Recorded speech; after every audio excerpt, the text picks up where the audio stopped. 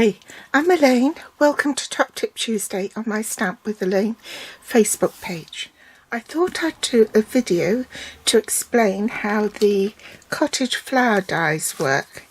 Now, this flower die will cut out the stamped image from the cottage rose stamp set.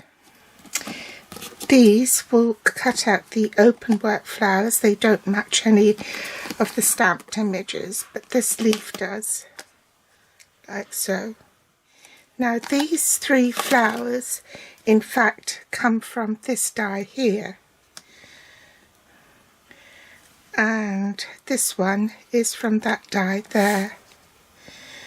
But the way they've configured it is so that it will die cut these elements from the designer series paper. So I'm going to concentrate on this die. These are the designer series paper from the Abigail Rose suite, and these are called the Abigail Rose 12x12 designer series paper. So they're fairly neutral colours. Off my head I can't tell you what they all are colour wise, but this is the sheet we're going to be using. So this reverse side is like a ledger, and in fact this sheet is the only sheet that will fit this die. Now the flowers images that go this way do not fit, but only this one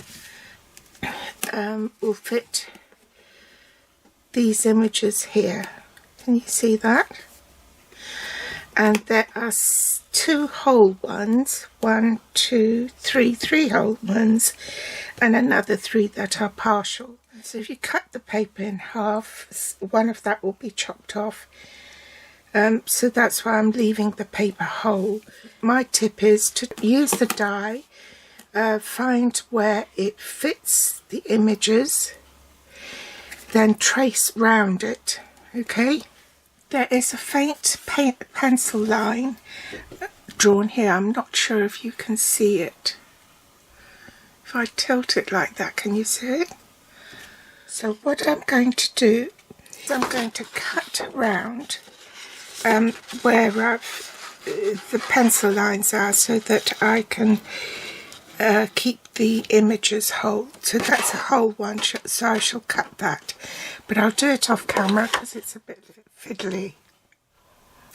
Now if you want to use a matte layer to overlay on top of the image like so, the best way to do it is to cut this frame. It's 3 3/4 by 5 1/2, so I've cut 3 layers of cardstock the same size. You can't use, well, you can use dimensionals, but that means you've got to use lots of little bits to raise this middle portion up. So I thought the best way is to build up the layers to add dimension by die cutting 3 pieces, well, as many layers as you want. I'm just going to stick with 3 for this demonstration. So I've already pre-die cut, and the best way to do it is when you die cut the next one to make sure that it's in the same position. Stack the original one on top. What was my original? It was the creased one, this one. Place the original on top of the uncut matte layer and place that die on top. You will feel it engage with the previously die cut aperture. Run it through the machine, and then it won't cut all the way through because you've got adhesive sheet backing on the back and it's too thick. So, but it will leave an impression like so, okay? So when it's left the impression, you can pop your die back in and run it through the machine again, and then it will cut through like this. So I'll do that off camera and I'll be back. Next, you pop out all the bits and set them aside. You can use the floral heads to stamp on again and reuse them if you wish. Now I can start peeling these layers back and marry it up with the bottom piece and then gradually remove the sticky layer.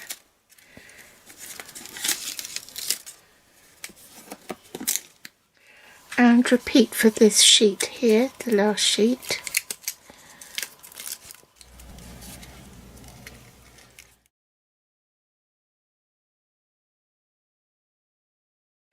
Then I'm going to peel off the last sheet.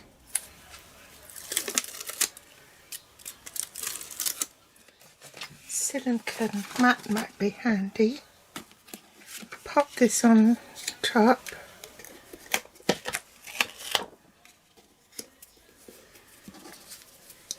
Secure that for the minute so that it doesn't move around. Make sure that's in the right position. And then press it down. And that's how you can mount your flower onto the paper and add some dimension without using the foam pads, and I think it's just as effective. And then you can pop that onto a card. So that's my top tip for today. Pop back for more inspiration next time. Thanks for watching. Bye.